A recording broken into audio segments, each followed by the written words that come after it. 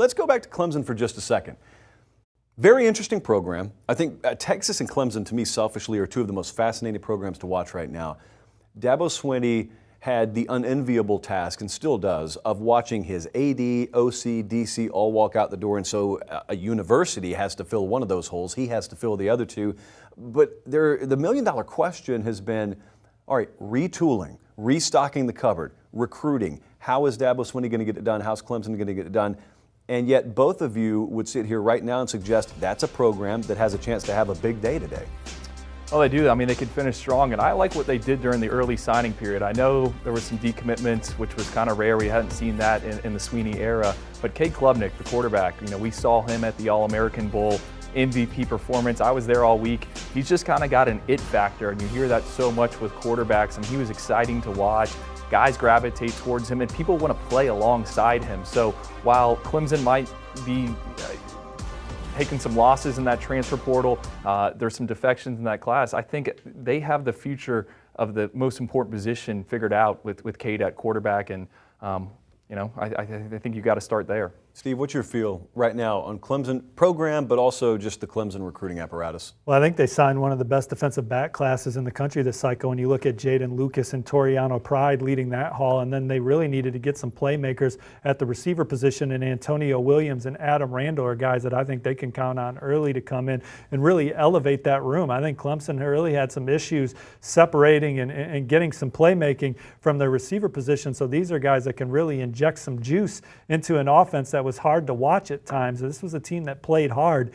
Every Saturday they played physical. They were in every football game week in and week out, including the opener against Georgia. They just did not have offensive firepower to make things happen, and so I think that they addressed that need some in this class, particularly at wideout. They're hoping to do it at running back. They landed legacy recruit Keith Adams Jr. earlier today.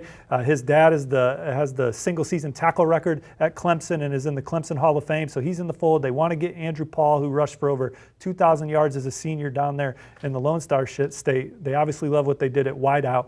Andrew talked about Cade Klubnik, who's arguably the #1 quarterback in the class. So we'll see how the rest of the day goes for them.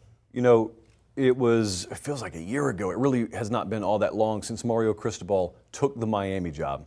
And obviously, we're in South Florida right now. The headline everywhere, on the tip of everyone's tongue was, wow, what's about to happen with recruiting in South Florida? And that's still what they're talking about. Now, really, the 2023 cycle is where you get to see the first full tree of fruit be born. But right now, Miami, as you see in the 2022 team recruiting rankings, they're in the upper 30s, high 30s, however you want to phrase that.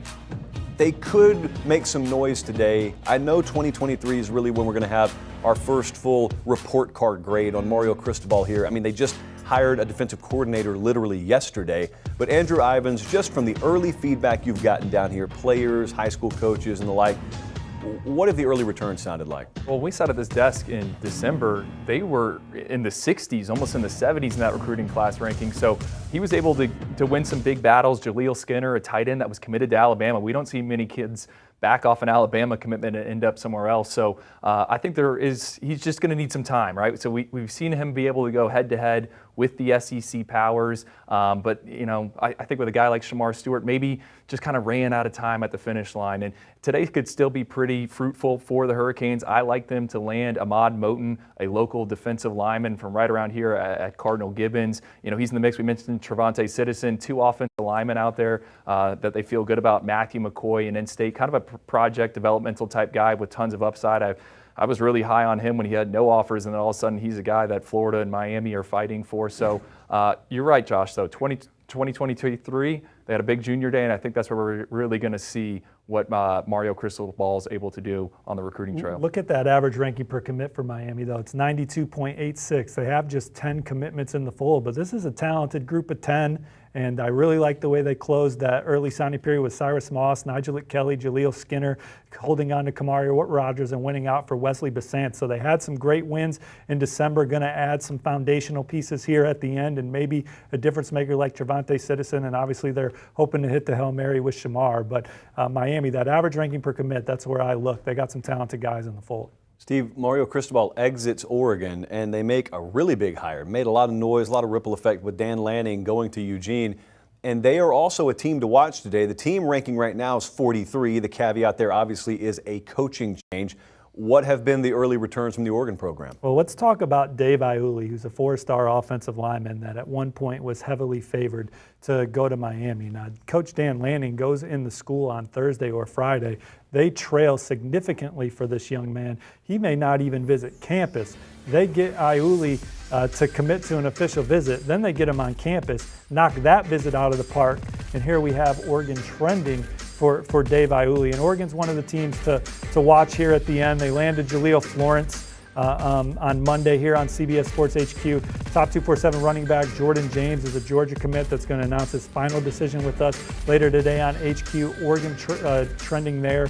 4-star linebacker Marion Winston was on campus this past weekend. Like the Ducks for him as well. And I said this at the top of the show. Talking to a coach that's out there at Oregon right now working under Coach Lanning, said that he kind of, the way Coach Lanning carries himself on the recruiting trail in the office reminds him of a young Pete Carroll. So, not a bad comp there. Player comps we talk about all day. Coaching comps, Carroll's a good one to have. Do you want a sports network that delivers everything that matters about the game? The highlights, the picks, the instant analysis, no yelling, no fake debates, no politics. Hit the subscribe button and never miss a moment.